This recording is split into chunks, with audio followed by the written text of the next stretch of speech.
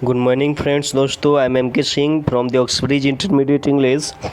और आज हम लोग जो दिगंत किताब है भागदू, जो बिहार बोर्ड इंटरमीडिएट इंग्लिश में सेकेंड ईयर में चलता है, उसका दूसरा नंबर पाठ उसने कहा था का मेन पॉइंट्स देखेंगे, जिससे आपकी पूरी चैप्टर क्लियर हो जाएगी और किताब पढ़ने की ज़रूरत नहीं पड़ेगा आप लोगों को। यह जो है लिखा गया है चंद्रधर शर्मा गुलेरी जी के द्वारा। चलिए इनके बारे में कुछ ही समझ लेते हैं हम लोग।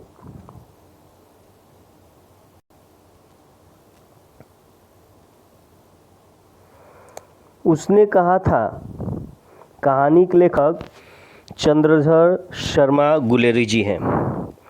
गुलेरी जी का जन्म 7 जुलाई 1883 ईस्वी को जयपुर में हुआ था, जो राजस्थान में पड़ता है। गुलेरी जी का मूल निवास गुलेर नामक ग्राम है, जो कांगड़ा जिला में पड़ता है, हिमाचल प्रदेश में। ये उनका गांव का नाम था गुलेर। गुलेरी जी के पिता का नाम पंडित शिवराम था। गुलेरी जी की शिक्षा इस प्रकार है। बचपन में पहला नंबर यह है, बचपन में संस्कृत की शिक्षा उन्होंने लिया। 1899 ईस्वी में इलाहाबाद तथा कोलकाता विश्वविद्यालयों से क्रमशः एंट्रेंस तथा मैट्रिक उन्होंने मैट्रिक पास किया। 1901 ईस्वी में कोलकाता विश्वविद्यालय से इंटरमीडिएट पास किया। 1903 ईस्वी में इलाहाबाद विश्वविद्यालय से उन्होंने बीए किया था।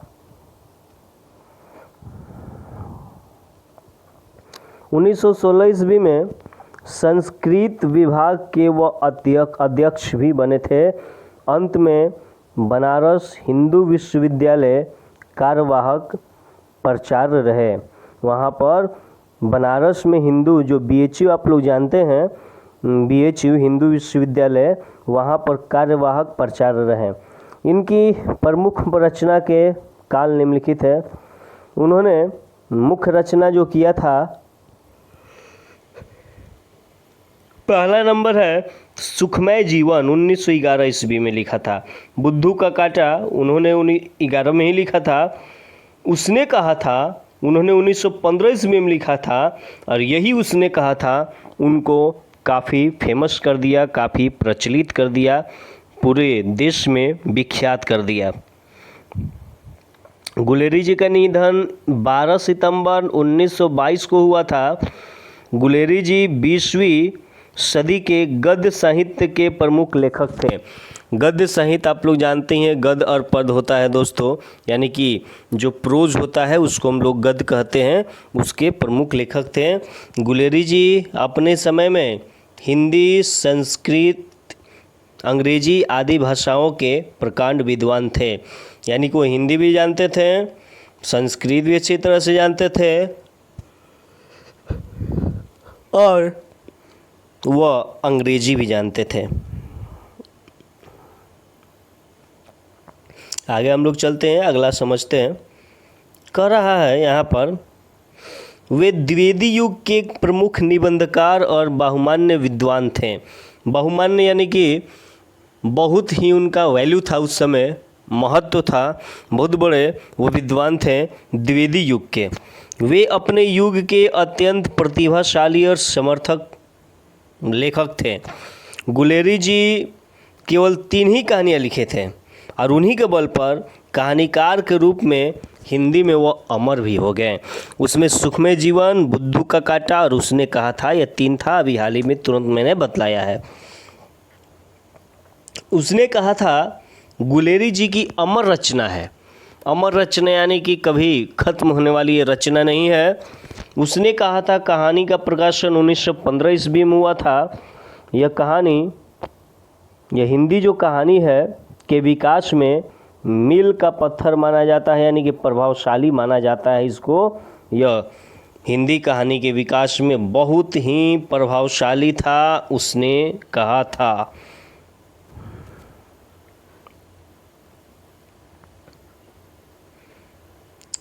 कह रहे हैं कि यह एक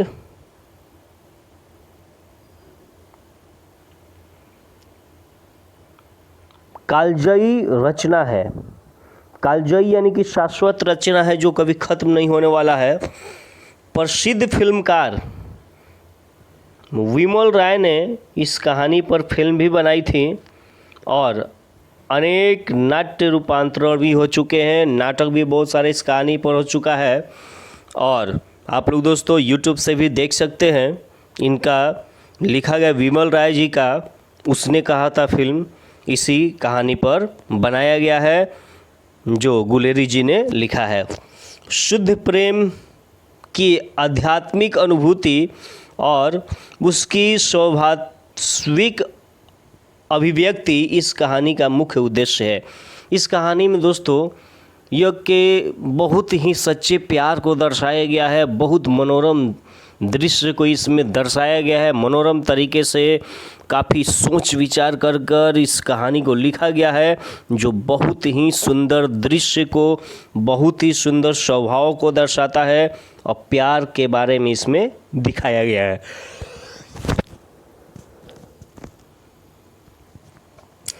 देखिए कहानी की शुरुआत होती है दोस्तों अमृतसर के भीड़ भरे बाज़ार से होती है, जहां 12 साल का एक लड़का है जिसका नाम लहना सिंह है। 8 साल की लड़की जो थी तांगे वाले के नीचे उसको आने से बचाता है, यानी कि घोड़ा गाड़ी जो चलता है तो घोड़ा गाड़ी के नीचे आने से उसको ये लहना सिंह बचाता है। लड़का यानी कि लहना सिंह लड़की को यह पूछते हुए छेड़ता है, तेरी कुड़माई हो गई है। कुड़माई कहने का अर्थ होता है दोस्तों मंगनी, जिसको हम लोग इंगेजमेंट कहते हैं। तो लड़की धत कहकर भाग जाती है। उस समय दोनों ही छोटे रहते हैं, ये 12 साल का थे तब ये बात है। पहले ज़माने में बाल विवाह का प्रचलन था, फिर भी मंगनी के 5 या 7 साल बाद गौना होता था, जिसमें तिलक में सकारा हुआ सारा चीज़ उस समय दिया जाता था गौना में। तो ये पहले की बात थी और ऐसा होता था और वह उसको हमेशा छेड़ता रहता था उस लड़की को और पूछता रहता था कि तेरी कुड़माई हो गई है। कहानी की शुरुआत वहीं से होता है। लड़की के मामा का घर मंगरे में पड़ता था तथा उसके मामा का नाम अतर सिंह था। लड़की अपने मामा के घर में आकर रहती थी और मंगरे गांव का नाम है उसका, वहाँ पर पड़ता था और वह उसका मामा जो था अतर सिंह था। लड़का जो है कि मामा का घर गुरु बाज़ार में पड़ता था। नोट में यहाँ पर मैंने यह दे दिया है कि कहानी में लड़के के मामा का नाम का जिक्र नहीं किया गया है, जबकि लड़की के मामा का जिक्र है अतर सिंह। लड़का लड़की की मुलाकात अकस्मात, पहले दुकानदार यहाँ, फिर दूसरे दिन सब्जी वाले के यहाँ, तीसरे दिन दूध वाले के यहाँ, इसी तरह से महीना भर यही हाल रहता है। कभी कभी उन लोगों का मुलाकात हो जाता है। लड़का दुकानदार के यहाँ अपने मामा के केश धोने के लिए दही लेने के लिए आया था, जबकि रसोई के लिए बढ़िया लेने आई थी वो लड़की, और दोनों की मुलाकात वहाँ पर हो जाती है।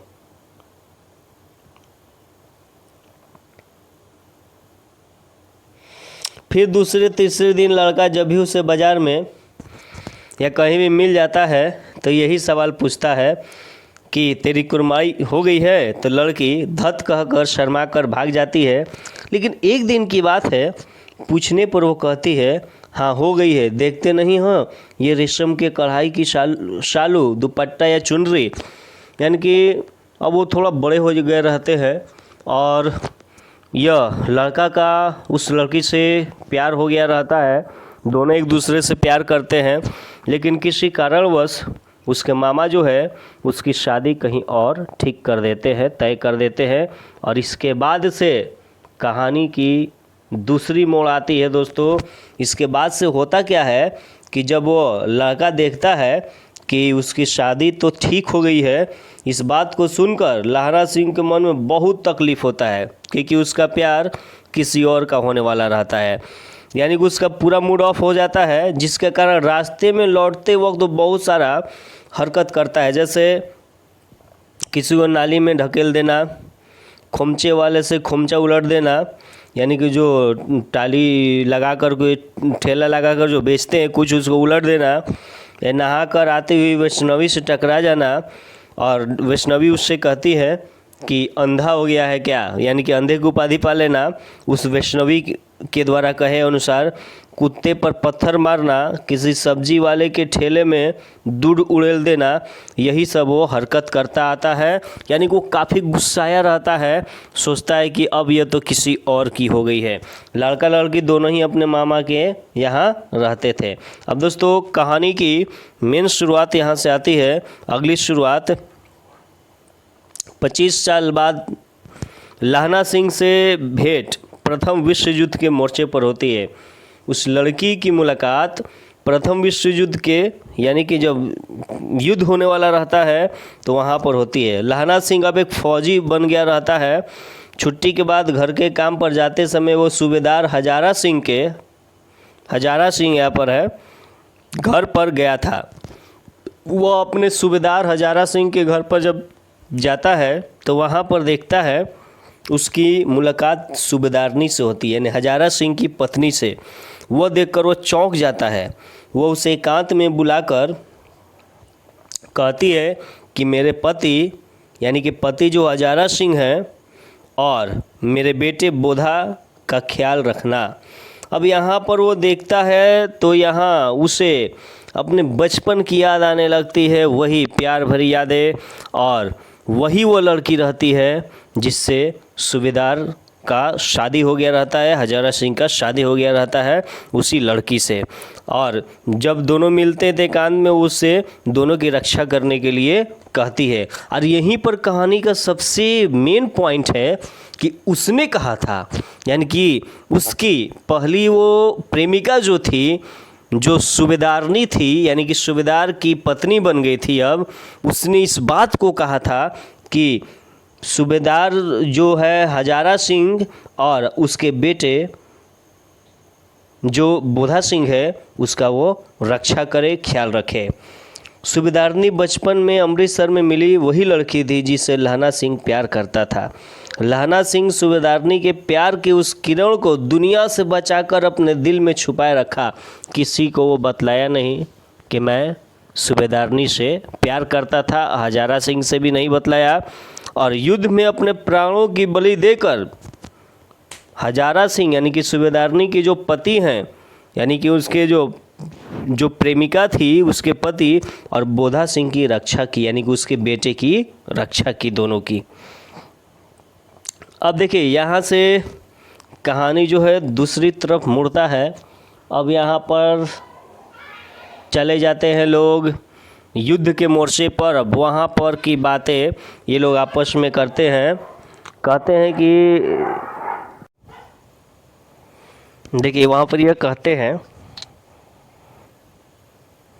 लेखक जो है नगरकोट का जलजला सुना था। यानी कि नगरकोट एक जगह है, वहाँ पर हमेशा जलजला आता रहता है, यानी कि भूकंप वगैरह आता रहता था। लेकिन जहाँ अभी वह है वहाँ दिन में 25 जलजले होते हैं। कहने का अर्थ है अब यहाँ पर सभी सिपाही लोग, वहाँ पर लहना सिंह भी रहता है, आपस में बात करना शुरू करते हैं कि यहाँ पर तो दिन में 25 जलजले आते हैं। यानी कि जलजला कहने का अर्थ होता है कि गोले जो बारूद है उसका फटना। लड़ाई के मोर्चे पर एक लोग जा चुके हैं, वहाँ पर गोला बारूद हमेशा फटता रहता है, हमेशा ऐसा लगता है कि भूकंप आया हो। लेखक कहते हैं कि न मालूम नहीं है कि बेईमान, यानी कि दुश्मन सैनिक मिट्टी में लेटे रहते हैं या घास की पत्तियों में, मौका मिलते ही चटाक से गोली लगती है।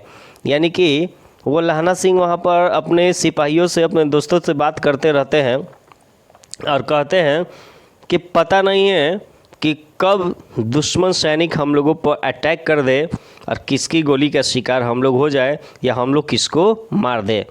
फिर भी मेम, यहाँ पर मेम कहा गया है, एक महारानी, यानी कि फिरंगी मेम, बाग में मखमल सी हरी घास है। वहाँ पर एक लेडीज़ रहती है जो इन लोगों को खाना वगैरह खिलाया करती है। और वो उनको वो मेम कहते हैं, गोरी मेम। आगे समझिए, कह रहे हैं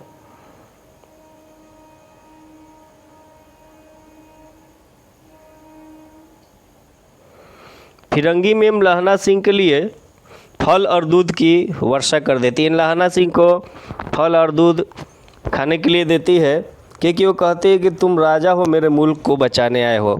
क्योंकि वो उन लोगों को अपना स्वतंत्रता सेनानी मानती हैं और जानती है कि यही हमारे देश की रक्षा के लिए आए हैं, इसलिए वो उनसे पैसा भी नहीं लेती है। फिर वहाँ पर सिपाही जो है आपस में बात करते हैं, बिना फेरे घोड़ा बिगड़ता जा रहा है, बिना लड़े सिपाही। यह लहना सिंह कह रहा है कि बिना फेरे घोड़ा बिगड़ता है और बिना लड़े सिपाही। अगर हम लोग लड़ेंगे नहीं, लड़ने के लिए आए हैं, लड़ेंगे नहीं तो हम लोग फिर उतना सक्षम नहीं रह पाएंगे लड़ाई में।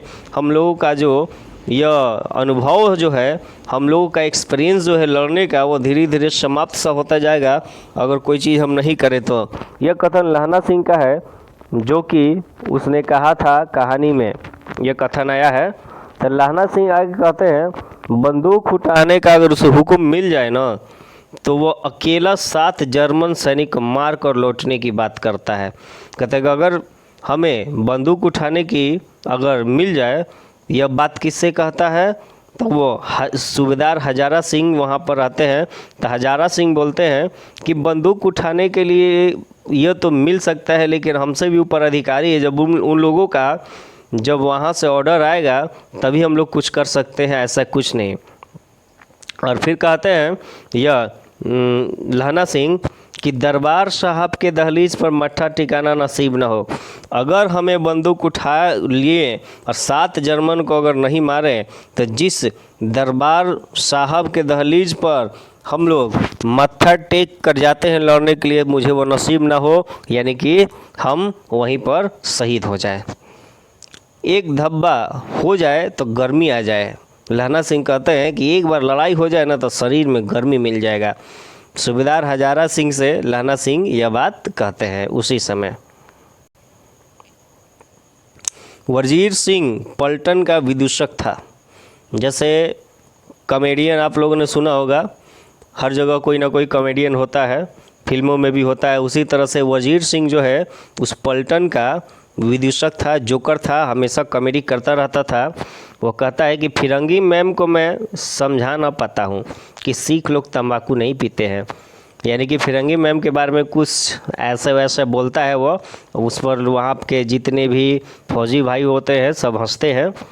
जाड़ा क्या है, मौत क्या है, और निमोनिया से मरने वाले को मुरब्बे नहीं मिला करते। यह उपयुक्त कथन जो है यह क्यों बोला गया है, क्योंकि वहाँ पर एक सिपाही रहता है, उसको अधिक ठंडा लगता है।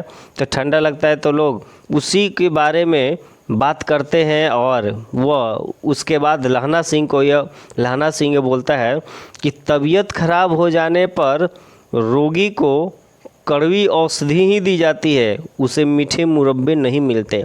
यानी कि अगर किसी को तबीयत खराब हो जाए तो जाड़ा क्या है, मौत क्या है, निमोनिया से मरने वाले को मुरब्बे नहीं मिलते। निमोनिया जब हो गया, जब कोई भी रोग लग गया, तो वहाँ पर उसको कड़वी दवाई ही मिलेगा।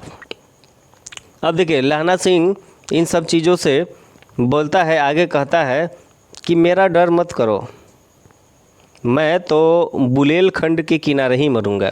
अगर मैं शहीद हुआ तो बुलेलखंड के किनारे ही मरूंगा। भाई कीरत सिंह की गोदी में मेरा सिर होगा और मेरे हाथ के लगाए हुए आंगन के आम के पेड़ की छाया होगी।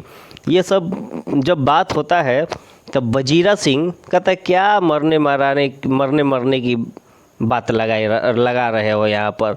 मरे जर्मनी और तुर्क, यानी कि जर्मन जो है वो जर्मन सिपाही वो मरे और तुर्की सिपाही वो मरे। अब फिर वहाँ पर वे लोग कहते हैं चलो गाना गाया जाए, और वो लोग का गाने का परंपरा शुरू हो जाता है, गाना गाना शुरू कर देते हैं।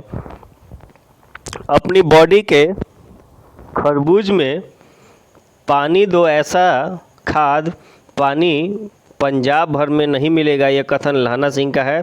यहाँ पर गंदला पानी कहने का अर्थ होता है खाद पानी जिससे उपज होता है।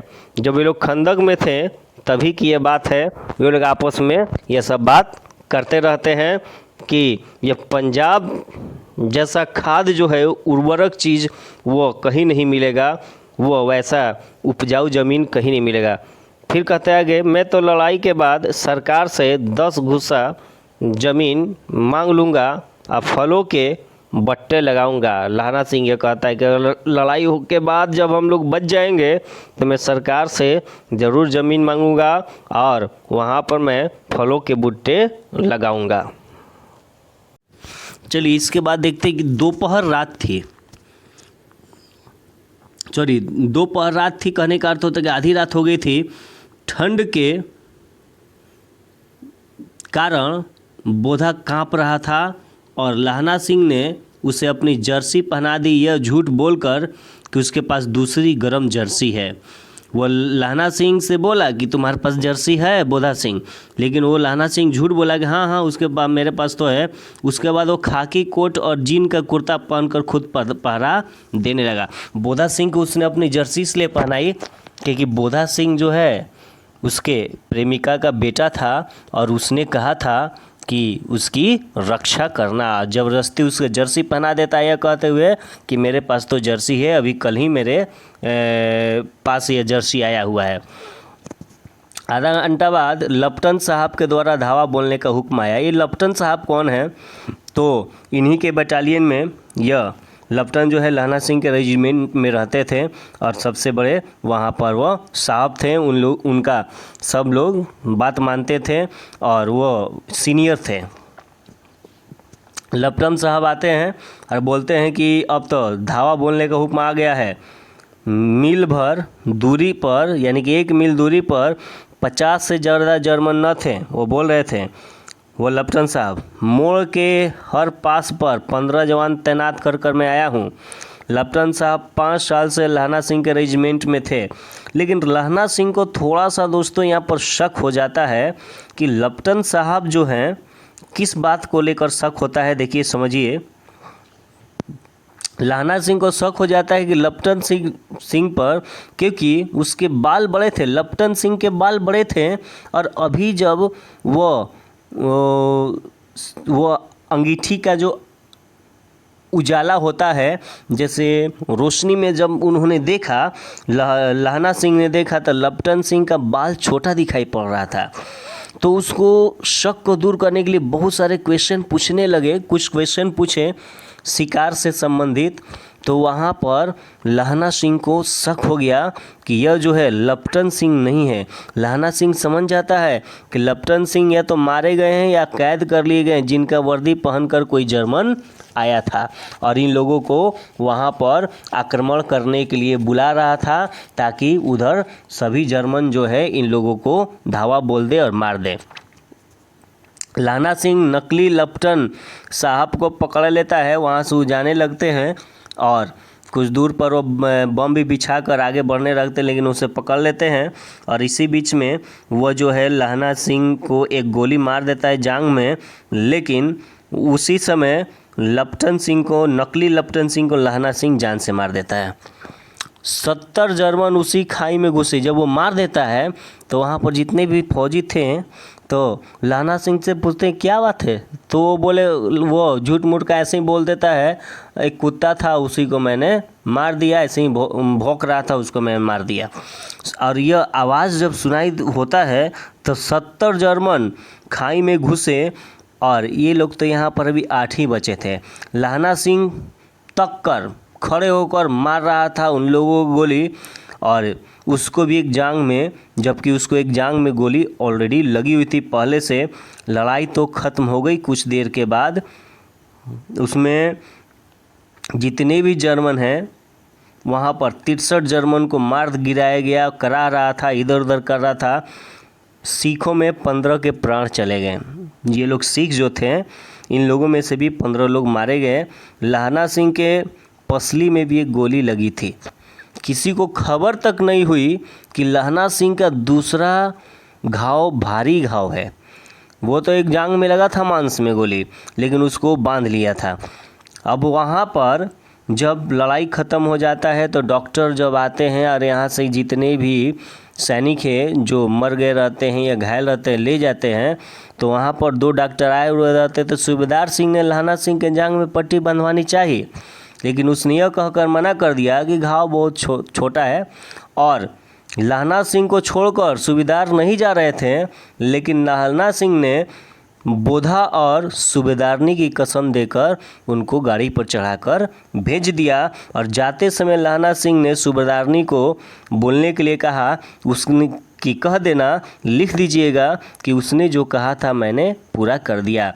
तो सूबेदार कहते हैं, तुमने मेरा और बोधा सिंह का जान बचाया है अपनी जान पर खेलकर, ये मैं कभी नहीं भूलूंगा। वो जाना नहीं चाहते थे इसको छोड़कर, लेकिन वो चले गए क्योंकि इसने कसम दे दिया लहना सिंह ने सूबेदार को। सूबेदार के जाने के बाद लहना सिंह वजीरा के गोद में अपने बचपन की बात याद करते रहें कि वो बचपन में 12 साल की उम्र में उस लड़की से मिले थे, वो याद करते रहें। और वजीरा सिंह जब जब वो लहना सिंह बोलता था तो उसको पानी पिलाते रहे और अंत में वह दम तोड़ देता है। वह लहना सिंह वजीरा के गोद में, और वजीरा सिंह काफ़ी रोने लगता है।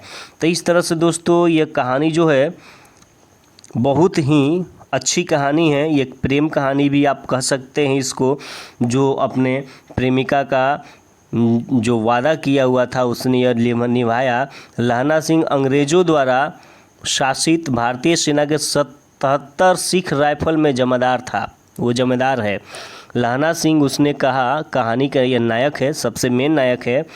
अब देखिए, अब 12 वो जब मर रहा था तो वही सारा चीज़ सब सोचता है कि 12 साल की उम्र में वो अपने मामा के घर अमृतसर गुरु बाज़ार आया था, जहां 8 साल की एक लड़की है जो बाद में रेजिमेंट के सूबेदार हजारा सिंह की पत्नी के रूप में उसे मिलती है।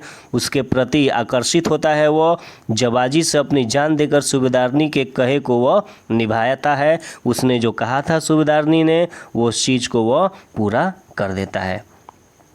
चंद्रधर शर्मा गुलेरी जी द्विवेदी युग के प्रतिभाशाली और समर्थक लेखक थे। वे मूलतः पुरातत्व, इतिहास, भाषा शास्त्र के प्रकांड विद्वान भी थे। इस तरह से दोस्तों कहानी जब समाप्त होता है, और अंत में मैं आप लोगों को ये बतला दूं कि उसने कहा था मूलतः एक प्रेम कथा है, क्योंकि इस कहानी की शुरुआत और अंत प्रेम से ही होता है। प्रेम के लिए वे स्वयं ही आहुति भी दे देते हैं। वो लहना सिंह, चूँकि सूबेदारनी ने उनसे लहना सिंह से अपने पति हजारा सिंह और पुत्र बोधा सिंह की हिफाजत करने के लिए कहा था, लहना सिंह जबाजी से अपनी जान देकर भी सूबेदारनी की कहे को निभाते हैं। तो इस तरह से दोस्तों ये कहानी समाप्त होगी। आई थिंक आप लोग ये कहानी समझ में आ गई होगी। अब चलते दोस्तों अगले वीडियो में मिलेंगे। अगर आप लोग मेरे चैनल पर नए हैं तो सब्सक्राइब जरूर कर लीजिएगा, और अगर वीडियो अच्छा लगे तो लाइक, शेयर और कमेंट करना ना भूलिए। इसी तरह से बने रहिए आप लोग।